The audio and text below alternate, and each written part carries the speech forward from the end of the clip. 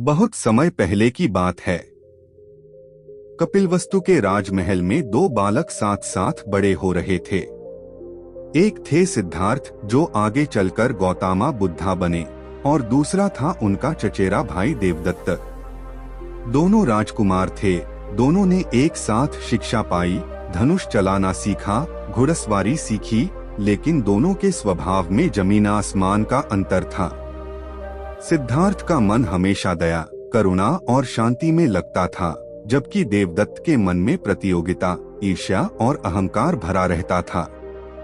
जहां सिद्धार्थ किसी घायल पक्षी को देखकर दुखी हो जाते, वहीं देवदत्त उसे शिकार समझकर गर्व महसूस करता।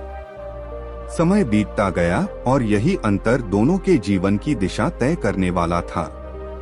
एक दिन राजमहल के बगीचे में एक घटना हुई जिसने सब कुछ बदल दिया। देवदत्त ने अपने धनुष से उड़ते हुए एक सुंदर हंस पर तीर चला दिया। घायल हंस जमीन पर गिर पड़ा और दर्द से तड़पने लगा। तभी सिद्धार्थ दौड़कर उसके पास पहुंचे। उन्होंने बहुत प्रेम से उस हंस को अपनी गोद में उठाया, तीर निकाला और उसकी मरहम पट्टी की। कुछ देर बाद देवदत्त वहां आया और बोला, यह हंस मेरा है क्योंकि मैंने इसका शिकार किया है। लेकिन सिद्धार्थ ने शांत स्वर में कहा, किसी जीव पर अधिकार उसका नहीं हो सकता जो उसे मारना चाहता है। अधिकार उसका है जो उसकी रक्षा करता है। यह बात सुनकर वहां उपस्थित सभी लोग सोच में पड़ गए। मामला राजसभा तक पहुंचा। अंत में निर्णय हुआ कि जीवन बचाने वाले का अधिकार जीवन लेने वाले से बड़ा होता है। उस दिन देवदत्त के मन में सिद्धार्थ के प्रति ईर्ष्या और भी गहरी हो गई। समय के साथ सिद्धार्थ ने राजमहल छोड़ दिया। उन्होंने संसार के दुखों का कारण खोजने के लिए सब कुछ त्याग दिया। वर्षों की कठिन साधना और ध्यान के बाद उन्हें ज्ञान प्राप्त हुआ और वे गौतमा बुद्धा कहलाए।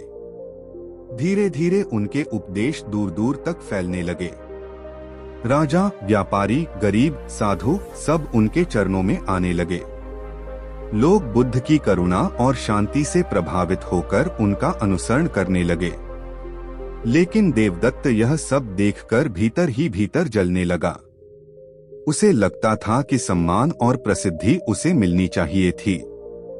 उसका अहंकार उसे चैन से नहीं बैठने देता था। एक दिन देवदत्त बुद्ध के पास पहुंचा और बोला, मैं भी संघ का हिस्सा बनना चाहता हूं। बुद्ध ने मुस्कुराकर उसे स्वीकार कर लिया। बुद्ध जानते थे कि हर व्यक्ति के भीतर परिवर्तन की संभावना होती है। लेकिन देवदत्त का मन अभी भी ईर्ष्या और महत्वाकांक्षा से भरा हुआ था। वह बाहर से साधु बन गया, पर भीतर से उसका अहंकार समाप्त नहीं हुआ। धीरे धीरे वह सोचने लगा कि संघ का नेता उसे होना चाहिए। उसने कई भिक्षुओं को अपनी बातों में फंसाना शुरू किया। वह बुद्ध की आलोचना करता और कहता कि बुद्ध अब बूढ़े हो चुके हैं, इसलिए नेतृत्व उसे मिलना चाहिए। लेकिन बुद्ध शांत रहे। उन्होंने कभी क्रोध नहीं किया, कभी अपमान का उत्तर अपमान से नहीं दिया। देवदत्त की ईर्ष्या इतनी बढ़ गई कि उसने बुद्ध को नुकसान पहुंचाने का निर्णय ले लिया। एक दिन जब बुद्ध पर्वत के नीचे से गुजर रहे थे, देवदत्त ने ऊपर से एक बड़ा पत्थर उनकी ओर गिरा दिया। पत्थर टूट गया, लेकिन उसका एक छोटा टुकड़ा बुद्ध के पैर में लगा और उनसे रक्त निकलने लगा। भिक्षु घबरा गए, लेकिन बुद्ध शांत रहे। उनके चेहरे पर न क्रोध था, न बदले की भावना। उन्होंने केवल इतना कहा, घृणा से घृणा समाप्त नहीं होती, प्रेम से होती है। यह सुनकर सभी भिक्षु स्तब्ध रह गए। जिस व्यक्ति ने उन्हें मारने की कोशिश की, उसके लिए भी बुद्ध के मन में करुणा थी। लेकिन देवदत्त यहीं नहीं रुका। उसने एक उग्र हाथी को शराब पिलाकर बुद्ध की ओर छोड़ दिया। वह हाथी पागलों की तरह दौड़ता हुआ बुद्ध की ओर आया। लोग डरकर इधर-उधर भागने लगे। भिक्षु भी चिंतित हो गए। लेकिन बुद्ध वहीं शांत खड़े रहे। उनके चेहरे पर अद्भुत शांति थी। जैसे ही हाथी बुद्ध के पास पहुंचा, बुद्ध ने प्रेम और करुणा से उसकी ओर देखा। कहते हैं कि बुद्ध की उस शांत दृष्टि ने हाथी का क्रोध शांत कर दिया।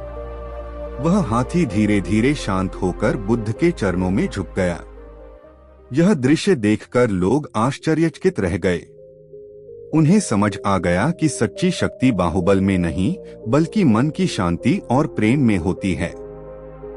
देवदत्त लगातार असफल हो रहा था, लेकिन उसका अहंकार टूट नहीं रहा था। वह संघ को तोड़ने की कोशिश करता रहा। उसने कुछ भिक्षुओं को अपने साथ मिला लिया और अलग समूह बनाने लगा। लेकिन धीरे धीरे लोगों को उसकी वास्तविकता समझ आने लगी। लोग देख रहे थे कि बुद्ध अपमान के बदले सम्मान दे रहे हैं, नफरत के बदले प्रेम दे रहे हैं, जबकि देवदत्त केवल सत्ता और सम्मान चाहता है। समय बीतने के साथ देवदत्त अकेला पड़ने लगा। उसके अपने साथी भी उसे छोड़ने लगे। एक दिन देवदत्त गंभीर रूप से बीमार पड़ गया। उसका शरीर कमजोर हो चुका था और मन बेचैन। अब उसे अपनी गलतियों का एहसास होने लगा। उसे समझ आया कि ईर्ष्या ने उसका पूरा जीवन नष्ट कर दिया। जिस शांति और सम्मान की तलाश में वह दूसरों को गिराना चाहता था, वही चीज उससे दूर होती चली गई। उसने निश्चय किया कि वह बुद्ध से क्षमा मांगेगा। कहा जाता है कि वह बुद्ध के पास जाने निकला, लेकिन रास्ते में ही उसकी मृत्यु हो गई। उसके अंतिम क्षण पश्चाताप से भरे हुए थे। जब यह समाचार बुद्ध तक पहुंचा, तब भी उन्होंने देवदत्त के लिए करुणा ही व्यक्त की। उन्होंने अपने शिष्यों से कहा, मनुष्य का सबसे बड़ा शत्रु बाहर नहीं, उसके भीतर का क्रोध, ईर्ष्या और अहंकार है। जो इन्हें जीत लेता है वही सच्चा विजेता बनता है। बुद्ध ने कभी देवदत्त से घृणा नहीं की, क्योंकि वे जानते थे कि अज्ञान ही सभी दुखों का कारण है। जिस व्यक्ति का मन अंधकार से भरा हो, वह स्वयं ही दुख में जीता है। इस कहानी से हमें बहुत गहरी सीख मिलती है। जीवन में कई बार हमें ऐसे लोग मिलेंगे जो हमारी सफलता से जलेंगे, हमें गिराने की कोशिश करेंगे, हमारे बारे में बुरा बोलेंगे। लेकिन बुद्ध की तरह शांत रहना ही सबसे बड़ी ताकत है। यदि कोई आपके साथ बुरा करे और आप भी वैसा ही करने लगे, तो फिर आप में और उसमें अंतर क्या रह जाएगा। बुद्ध हमें सिखाते हैं कि प्रतिक्रिया नहीं, बल्कि धैर्य और करुणा ही इंसान को महान बनाती है। देवदत्त की कहानी यह भी बताती है कि ईर्ष्या धीरे धीरे इंसान को भीतर से खोखला कर देती है। जब मन दूसरों से तुलना में फंस जाता है, तब शांति समाप्त हो जाती है। इंसान बाहर से कितना भी शक्तिशाली क्यों न दिखे, अगर उसके भीतर संतोष नहीं है, तो वह कभी खुश नहीं रह सकता। दूसरी ओर बुद्ध का जीवन दिखाता है कि सच्चा सुख दूसरों को हराने में नहीं, बल्कि स्वयं को जीतने में है। इसलिए जब भी आपके मन में क्रोध, जलन या बदले की भावना आए, तब बुद्ध को याद कीजिए। याद कीजिए उस हाथी को जो प्रेम के सामने शांत हो गया था। याद कीजिए उस पत्थर को जिसने बुद्ध के शरीर को घायल किया, लेकिन उनके मन को नहीं। और याद रखिए, दुनिया में सबसे बड़ी शक्ति शांति की शक्ति है। जो व्यक्ति अपने मन को जीत लेता है, उसे कोई भी पराजित नहीं कर सकता।